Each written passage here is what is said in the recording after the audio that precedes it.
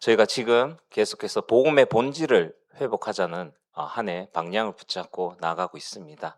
가운데 우리가 복음을 회복하고 다시금 새롭게 하나님 앞에서 시작되어지는 그 방향 속에서 가운데에 저희가 디모데 5장을 통해서 하나님이 원하시는 교회의 모습을 함께 살펴보면서 말씀을 나눠 왔습니다. 먼저 우리는 서로를 다시 바라보는 믿음을 통해서 교회는 서로를 가족처럼 사랑하는 공동체라는 것을 배웠고요. 그리고 두 번째는 가까운 사랑부터 시작하라라는 말씀을 통해서 우리의 믿음은 가장 가까운 사람을 사랑하는 그 삶 가운데서 나타나야 된다라는 것을 말씀을 나누었습니다. 그리고 지난주에는 지혜롭게 사랑하는 믿음을 통해서 하나님께서 감정만으로 우리가 서로를 사랑하는 것이 아니라 이제는 우리가 다른 사람을 사랑하고 섬기는 가운데에 지혜로운 사랑, 즉 하나님을 앞에 세우는, 우리가 나눔을 통하여서 또 나를 통하여서 나와 연결되어지는 그 사랑을 전하는 사람이 하나님 앞에 세워지고 복음 위에 세워질 수 있는 그러한 사랑을 하나님께서는 원하신다는 것을 함께 나누었습니다. 그래서 우리가 나와의 가장 가까이 있는 부부 관계에서든 자녀에서든 또 가까운 성도들과 친구들 간에 있었을 때에 우리 스스로 무엇을 돌아봐야 되냐? 정말 이 사람이 나를 보았을 때에 나를 통해서 그 상대방이 하나님과 더욱더 가까워지고 있는가? 나를 통해서 상대방이 하나님 앞에 세워지고 복음 위에 세워지고 있는가? 그러한 우리의 삶을 돌아보면서 우리가 참된 하나님의 사랑을 나눈다는 것은 그 사랑을 통해서 그 사람이 복음 위에 세워지는 것, 하나님 앞에 세워지고 하나님께 더욱더 가까워지게끔 하는 것이 참된 사랑이라는 것을 나누었습니다. 이처럼 하나님께서 우리에게 사랑을 가르쳐 주셨고요. 오늘 말씀에서는 사랑 위에 한 가지를 더 말씀하십니다. 그것이 바로 질서입니다. 그래서 건강한 교회는 사랑과 질서가 함께 가야 합니다. 우리는 질서라는 말을 들으면요, 조금 딱딱하다고 차갑다고 느낄 때가 있습니다. 무언가 룰이 있고 그 룰을 지켜나가야 되기 때문에. 하지만 반대로 사랑만 있으면 모든 것이 잘 될 것이라고 생각하기도 하죠. 하지만 성경은 그렇지 않다고 말하고 있습니다. 사랑만 있으면요, 사랑만 있고 질서가 없으면 그 가운데 혼란이 생길 수밖에 없습니다. 왜냐? 사랑이란 감정은 상황에 따라서 달라지고요, 변하게 되고 흔들리게 됩니다. 그리고 그 사랑이란 것이 대상이 누구이냐 따라서 달라질 수밖에 없기 때문입니다. 그렇다 보면은 그 가운데에서 흔들리거나 변화되어진 내 마음과 감정에 따라 혼란이 생길 수밖에 없게 되는 것이죠. 그다음 질서만 있고 사랑이 없으면 어떻게 됩니까? 그 공동체 안에 생명이 사라지는 것입니다. 그래서 하나님께서 원하시는 건강한 교회는 사랑과 질서가 함께 있는 교회인 것입니다. 그래서 오늘 바울은 교회를 어떻게 사랑하는지 가르친 후에 이제는 교회를 어떻게 바르게 세워가야 되는지를 말씀하고 있는 것입니다. 교회는 우리가 생각하는 그런 생각과 감정으로 운영되어지는 공동체가 아닙니다.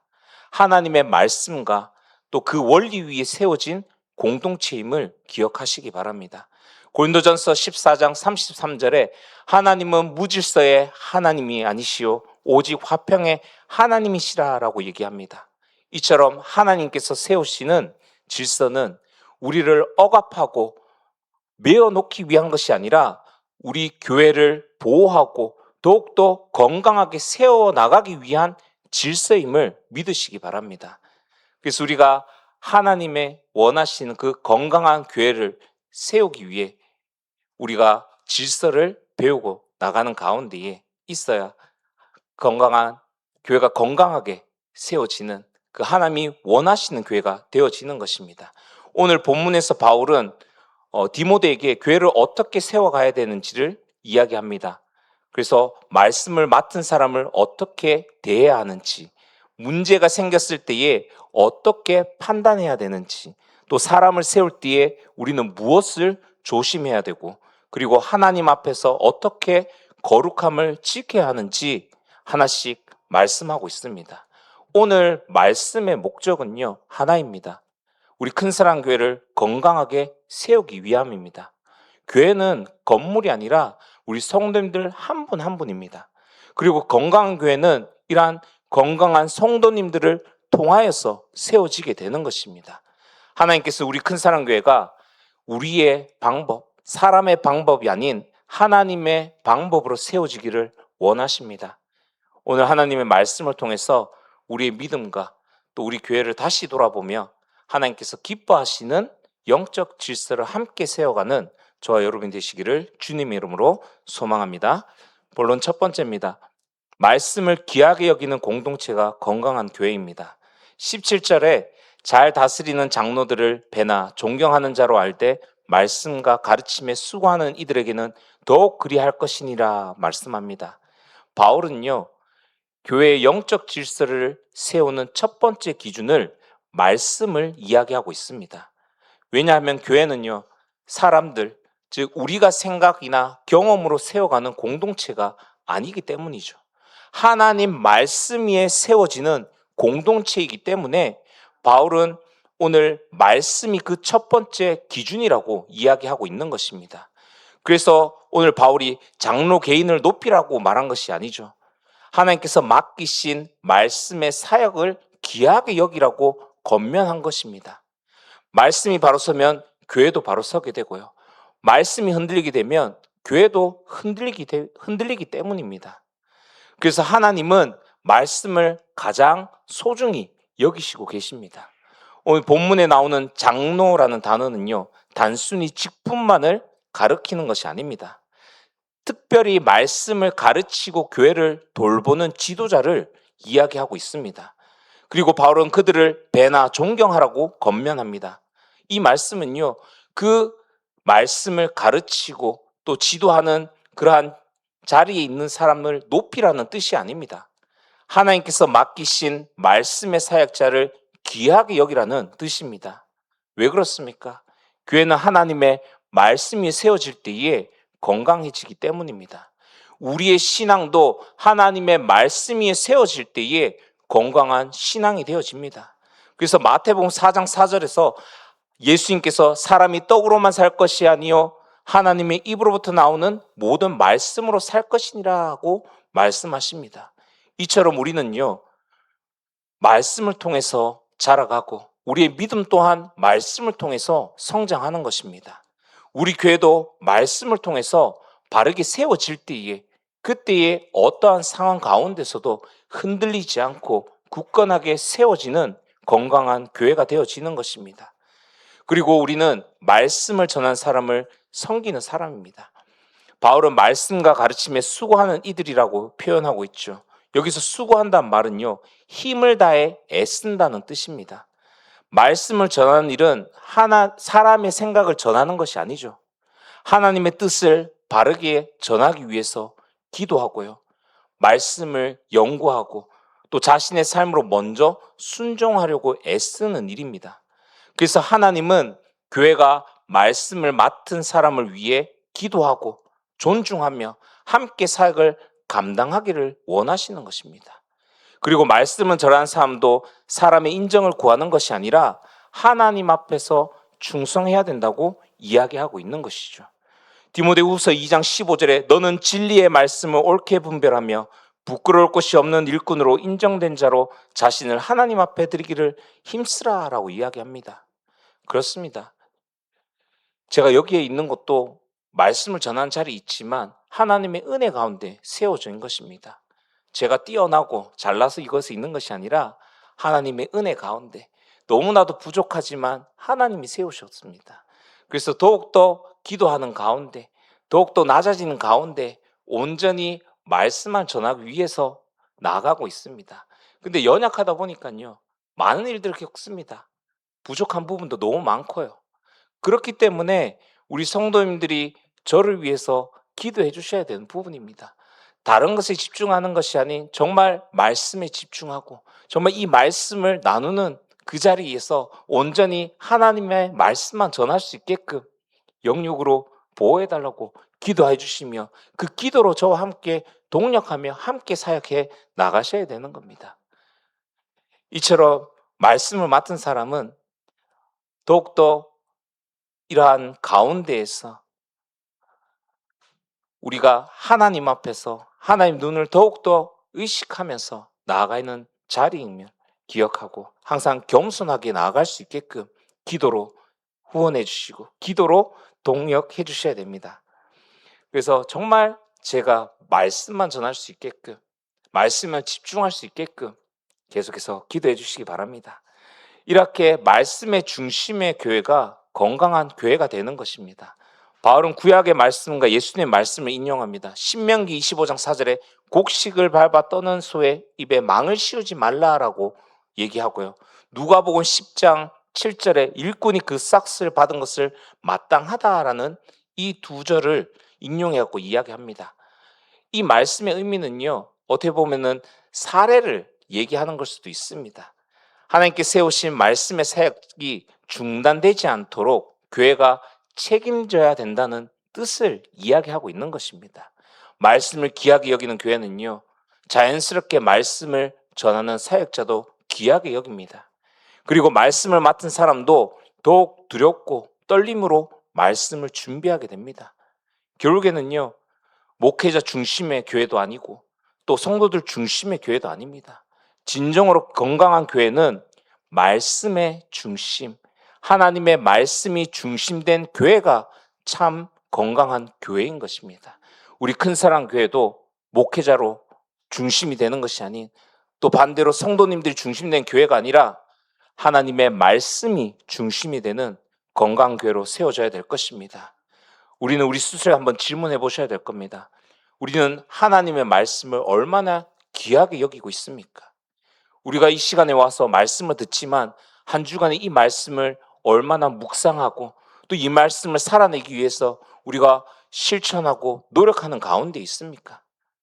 아니면은 이 말씀 우리가 오늘 이 시간 이후에 우리가 가정으로 돌아가고 한 주가 시작되어졌을 때에 나도 모르게 하나님의 말씀이 없는 한 주를 살아가지 않습니까? 우리 교회가 더욱더 건강한 교회가 되기를 원하신다면요, 먼저 말씀을 사랑하시기 바랍니다. 하나님의 말씀을 듣는 자리를 소중하게 여기시고요, 하나님의 말씀을 살아가려는 순종함 가운데 들어가시기 바랍니다. 그럴 때에 하나님께서 우리 개인과 가정과 또 교회 위에 영적 질서를 세워주실 것입니다. 그리고 바울은요, 말씀을 귀하게 여기라고 한 후에 바로 공의로운 판단에 대해서 이야기하고 있습니다. 교회가 말씀 위에 선다면 교회 안에서 일어나는 모든 일도 말씀의 기준으로 판단해야 된다고 말씀하고 있죠. 우리의 감정이나 그냥 들려오는 소문, 이야기들에 우리가 판단을 하는 것이 아니라 하나님의 공의를 따라 분별하는 것, 그 말씀으로 분별하는 가운데에 있어야 건강한 교회를 세우는 또 하나의 중요한 질서임을 이야기하고 있습니다. 그래서 공의롭게 분별하는 공동체가 건강한 교회로 세워지는 것입니다.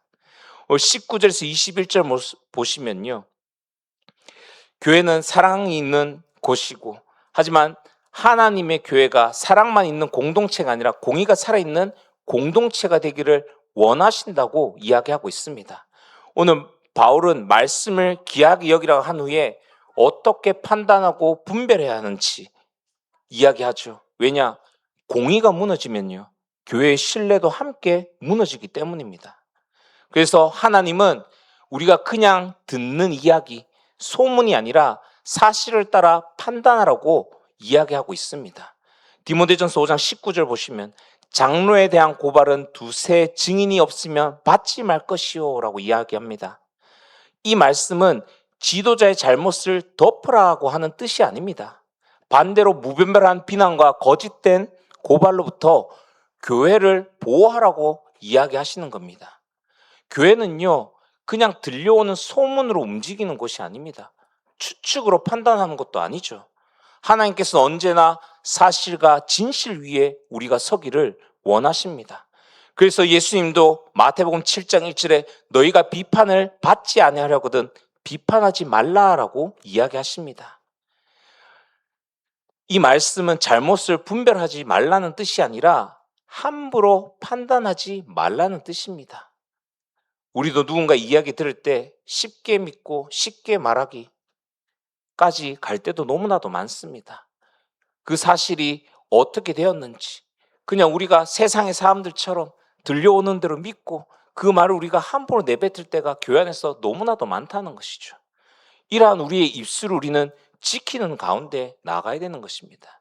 우리 입술을 통해서요, 정말 사랑이 넘치게 나가고 이 복음이 전달되어져야 되는 가운데 있어야 되는데, 오히려 이런 것들이 우리가 다른 사람을 섬기지 못하고 사랑하지 못하고 비판하고 또 그 사람을 죽이는 가운데 우리 입술이 쓰여진다는 것입니다. 그래서 우리가 교회 안에서 들을 때에도 듣는 가운데에서 분명하게 분별하는 가운데 서야 되는 것입니다.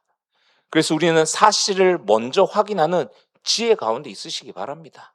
그냥 들었다고 이야기하는 것이 아니라 만약에 그 이야기가 나아갔을 때에 우리 공동체를 무너뜨리게 될 수 있다면 우리는 명확하게 확인하고 분별해야 되는 가운데 있어야 되는 것이죠. 그리고 바울은 또 이렇게 얘기합니다. 죄는 덮는 것이 아니라 바르게 세워야 된다고 얘기합니다. 20절에 범죄한 자들은 모든 사람 앞에서 꾸짖어 나머지 사람으로 두려워하게 하라라고 합니다.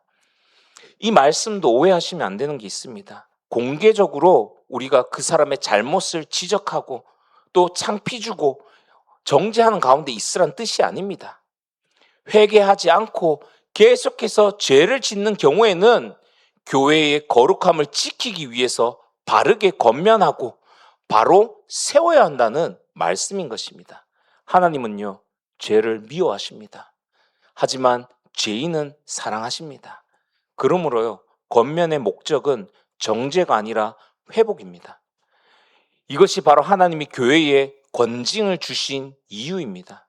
권징은요, 사람을 내쫓고 그 사람을 분리시키기 위한 제도가 아닙니다. 죄를 가볍게 여기지 않도록 가르치는 것이고요. 죄 지은 사람이 회개하고 다시금 하나님께로 돌아올 수 있도록 돕는 하나님의 사랑의 방법입니다. 그래서 건강한 교회는요, 죄를 방치하지 않고요, 그리고 사람을 쉽게 정죄하지도 않는 가운데 있는 것입니다. 그래서 우리는 죄를 봤을 때에 권면으로 다시금 회개하고 돌아올 수 있게끔 도와줘야 되고, 그리고 그러한 부분 봤을 때 쉽게 정죄하는 자리에 있으면 안 되는 것입니다. 복음 안에서 회복을 기다리며 진리와 사랑으로 권면하는 공동체로 우리는 세워져야 될 것입니다. 그래서 갈라디아서 6장 1절에 사람이 만일 무슨 범죄한 일이 드러나거든 신령한 너희는 온유한 심령으로 그러한 자를 바로잡고 오라고 이야기하죠. 복음은 우리가요, 사람들을 무너뜨리는 것이 아니라 다시금 그들을 일으켜 세우고 그들을 살리고 다시금 그들이 하나님 앞에 설 수 있게끔 우리가 함께 나아갈 수 있게끔 세우는 능력인 것입니다. 이러한 복음을 우리가 누리는 가운데 서로 이 복음을 나누며 나아가는 그러한 교회 공동체로 우리는 세워져야 될 것입니다.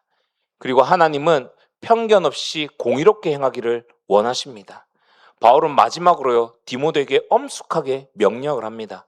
21절에 너는 편견이 없이 이것들을 지켜 아무 일도 편벽되지 하지 말라라고 합니다. 사람은 쉽게 자기와 가까운 사람 편을 들기가 쉽습니다. 팔은 안으로 굽는다고 하지 않습니까? 그렇다 보면요, 좋아하는 사람들에게는 관대하고요, 싫어하는 사람에게는 엄격해질 때가 있습니다.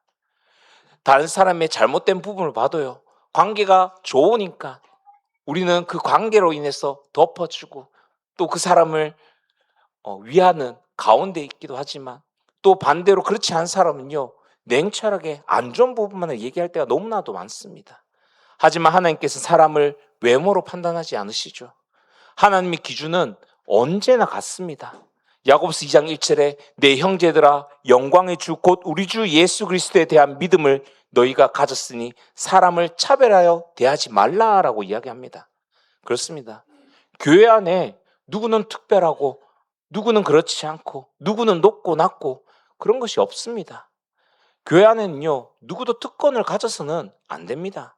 누구도 차별을 받아서는 안 되는 것이죠. 말씀 앞에서는요, 우리 모두가 하나님의 백성이고 우리 모두가 하나님의 자녀입니다. 우리는 이곳에 함께 있으면서 예수 그리스도 안에서 형제 자매된 한 가족입니다. 근데 그러한 가운데에 차별이 있으면 되느냐? 안 된다는 것이죠. 우리는 우리의 기준이 아니라 하나님의 말씀의 기준으로 판단하고요, 나아가야 됩니다. 그래서 우리는 사람의 말에 흔들리지 않는 자리에 하나님의 말씀을 기준으로서 판단하며 나아가야 되는 것입니다.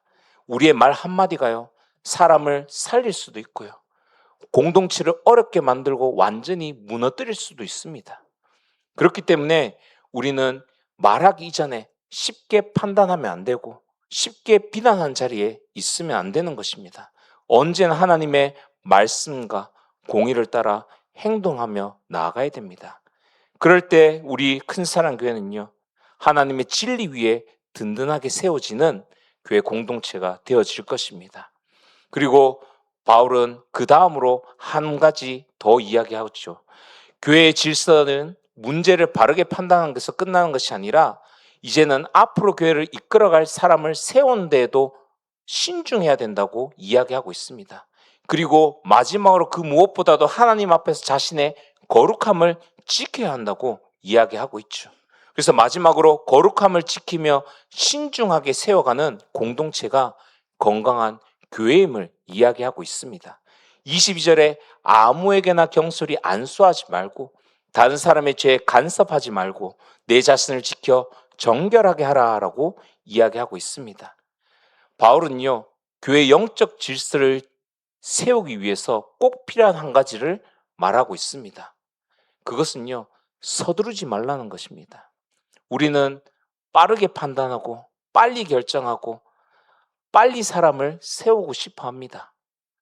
특히나 한국의 특징이 무엇입니까? 빨리빨리 아닙니까? 외국 친구들이 한국에 와서 일하는 가운데 가장 먼저 배우는 게 빨리빨리라고 합니다. 사장님 빨리빨리 힘들어 이런 식으로 얘기를 많이 하거든요.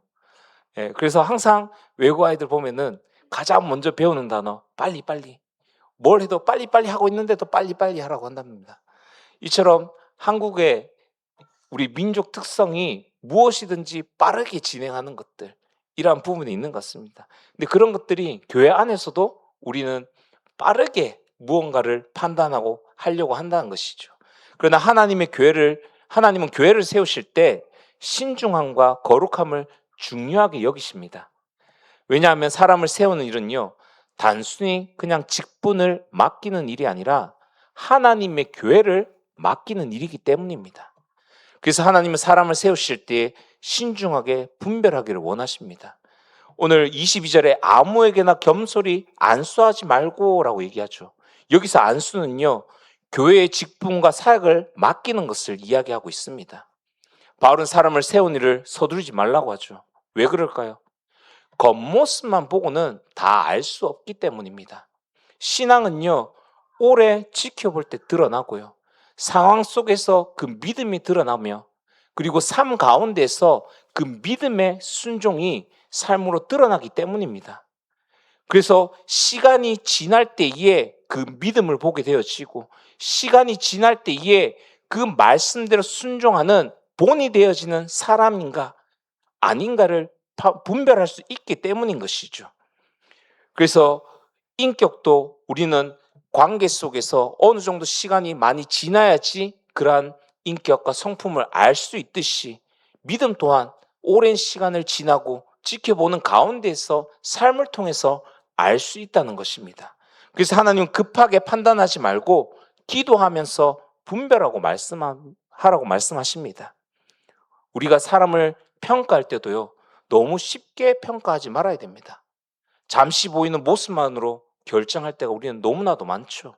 그 기준이 무엇입니까? 내 기준이지 않습니까?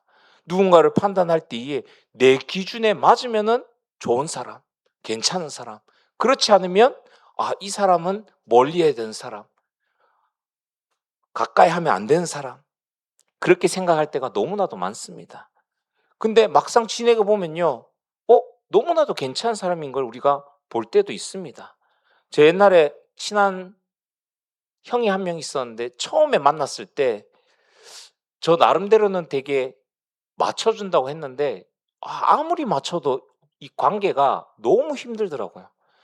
'야 이 사람이랑은 절대로 같이 하지 못하겠다.'라고 생각하고 '여기까지다. 이 사람은 상종하면 안 되겠다.'라고 했는데 20년 이상을 지금 연락하고 가까이 지내고 있습니다. 네.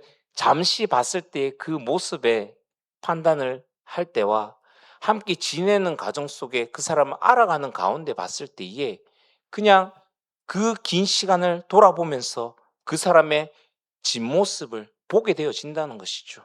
이처럼 우리가 잠시 보이는 모습만으로 결정하게 되면 우리의 기준으로 우리가 잘못된 결정 가운데 그 사람을 정죄하거나 판단하는 가운데 있을 수 있다는 것입니다. 그래서 우리는 항상 하나님의 지혜를 구하면서 우리의 주변 사람들을 바라보며 나가야 될 것입니다.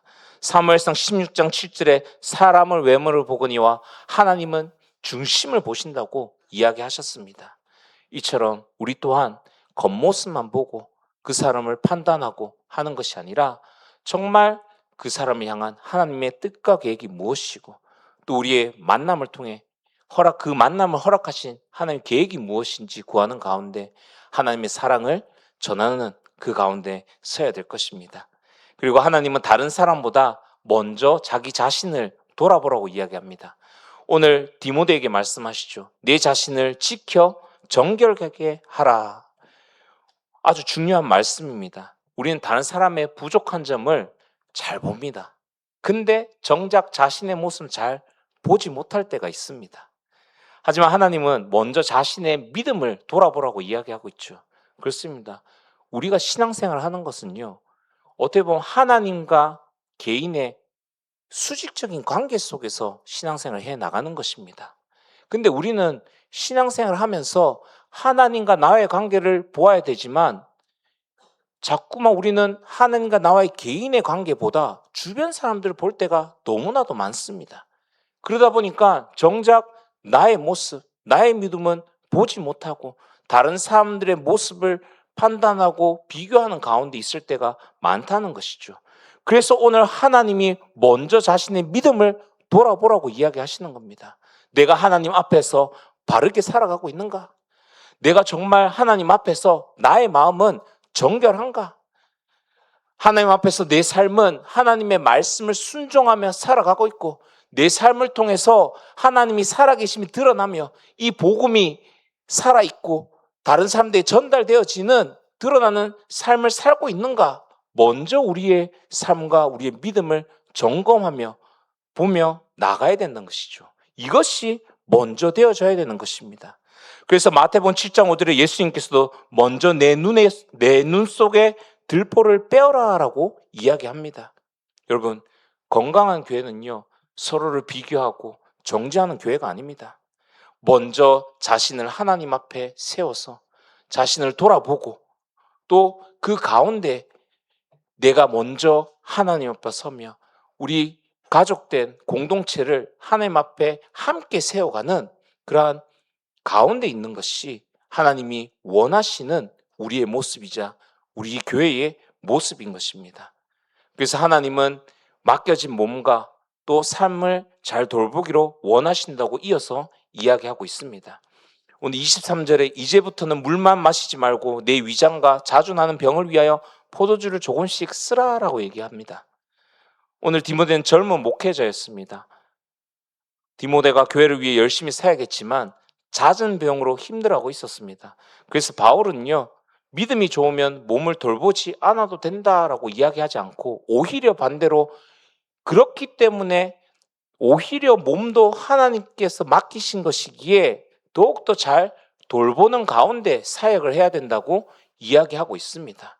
술을 권하는 말씀이 아니라요. 당시에 깨끗한 물을 너무나도 구하기 힘들었기 때문에 약의 목적으로 포도주를 조금씩 사용하는 것, 즉 일방적인 치유의 방법 중에 하나였습니다. 그것처럼 약을 먹으면서, 즉 하나님께서 우리의 영혼뿐만 아니라 몸도 소중히 여기기 때문에 우리가 사역하는 가운데 사역도 중요하지만 하나님이 맡기신 육신 또한 우리가 챙기면서 사역을 해야 된다는 말씀을 주고 있는 것입니다. 하나님께 받은 사명 오래 감당하기 위해서 영성뿐만 아니라 건강도 우리는 잘 관리하면서 나가야 되는 것입니다. 고린도전서 6장 19절 너희 몸은 너희가 하나님께로부터 받은 바 너희 가운데 계신 성령의 전인인 줄 알지 못하느냐. 그렇습니다. 하나님께로부터 받은 이 몸, 우리가 영성도 갖춰야 되지만 우리의 몸도 또 우리의 주신 그 사명을 충분히 감당할 수 있게끔 우리 건강을 돌아보면서 나아가야 될 것입니다. 그리고 하나님은 우리의 겉모습보다는 우리 삶 전체를 바라보고 계십니다. 24절에서 25절 말씀에 어떤 사람들의 죄는 밝히 드러나 먼저 심판에 나아가고 어떤 사람들의 죄는 그 뒤를 따르나니 이와 같이 선행도 밝히 드러나고 그렇지 아니한 것도 숨길 수 없느니라 이야기합니다. 여러분, 우리는 겉모습만 바라볼 때가 너무나도 많습니다. 하지만 하나님은 우리의 삶의 전체를 보고 계십니다. 어떤 사람의 죄는 금방 드러나지만 또 어떤 죄는 시간이 지나야지 드러날 때도 있습니다. 반대로 선한 일도 마찬가지죠. 많은 사람들이 몰라보고 우리가 하는 헌신과 봉사 가운데서도 잘 알지 못하는, 알아보지 못하는 가운데 있지만 하나님은 그 일을 기억하고 계십니다. 알아주지 않아도 충성하는 자리에, 순종하는 자리에 있는 것, 조용한 가운데서 하나님 앞에 드리는 기도하는 그 자리, 우리가 조용히 교회 안에서 성도들을 섬기며 하는 헌신과 봉사들, 하나님은 그 어느 것 하나 작다고 여기시지 않으시고요, 모든 것을 기억하고 계십니다.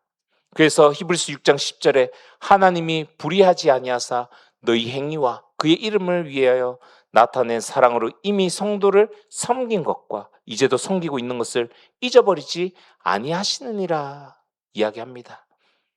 그렇습니다. 우리는요, 사람들 앞에 보이는 것이 아닌 하나님 앞에서 신실하게 살아가야 되는 것입니다. 하나님께서는 우리의 작은 것 하나도 기억하시고 우리를 기억하시기에 우리는 하나님 앞에서 하나님을 위한 또 교회 공동체를 위해서 나가야 될 것입니다. 하나님께서 우리에게 서두르지 말고 분별해라. 다른 사람보다 먼저 너 자신을 바라보고 너 자신을 점검해라. 또 사람들의 평가보다 하나님의 평가, 하나님이 기억하고 계심을 기억하고 있어라. 이처럼 우리가 이러한 부분들을 붙잡고 나아갈 때 우리는 우리의 믿음이 더욱더 성숙해지게 되고요, 우리 큰사랑교회도 하나님께서 기뻐하시는 건강한 공동체로 세워나가실 것입니다. 오늘 우리는 디모데전서 5장 17절에서 25절 말씀을 통해서 하나님께서 교회 안에 세우기를 원하시는 영적 질서를 함께 살펴보았습니다. 간단하게 얘기하면요, 말씀을 귀하게 여기고 또 공의를 따라서 분별하고 거룩함을 지키는 공동체가 되라. 그 공동체가 하나님께서 기뻐하시는 건강한 교회라고 이야기합니다. 이제 말씀을 마무리하면서요, 이번 한 주 우리가 오늘 말씀 붙잡고 어떻게 살아가야 할지 결단을 하는 시간을 가지겠습니다. 결론입니다. 예수님께서는 십자가를 통해 우리를 구원하셨을 뿐만 아니라 자신의 피값으로 교회를 세우셨습니다. 그래서 교회는요, 사람의, 우리의 것이 아니라 하나님의 교회이자 주님의 교회입니다. 그리고 이 교회는 말씀의 중심으로 세워진 교회가 되어야 되는 것입니다. 사도 바울도 에베소 교회의 장로들에게 사도행전 20장 28절에 여러분은 자기를 위하여 또는 온 양떼를 위하여 삼가라. 성령이 그들 가운데 여러분을 감독자로 삼고 하나님이 자기 피로 사신 교회를 보살피게 하셨느니라 이야기합니다. 이렇게 교회, 에베소 교회 장로들에게 권면한 것처럼 우리도 교회를 사랑하며 나아가야 될 것입니다. 하나님께서 기뻐하시는 방법으로 우리는 교회를 세워나가야 되는 겁니다. 그래서 우리가 결단해야 될 것은 말씀을 삼는 기준으로, 말씀을 삶의 기준으로 삼겠습니다라고 결단해야 됩니다. 말씀을 듣는 것으로 만족하는 것이 아니라 이제는 그 말씀을 붙잡고 우리 삶에서 그 말씀대로 살아내는, 순종하며 나가야 될 것입니다. 내가 있는 현장에서 또 가정과 직장과 교회에서도 하나님 말씀을 기준으로 선택하며 살아가는 성도 되시길 바랍니다. 두 번째로, 사람보다 하나님의 공의를 먼저 생각하는 결단을 내려야 될 것입니다. 쉽게 판단하지 않고 쉽게 비난하지 않고 내 감정과 내 생각보다 하나님의 말씀을 먼저 생각하는, 그래서 누군가를 비교하고 정죄하기 이전에 정말 그 사람의 회복을 위해서 먼저 기도하는 자리에서는 우리 모든 성도님 되시기를 바랍니다. 마지막으로 하나님 앞에서 거룩한 삶을 살아가겠다 결단하시기 바랍니다.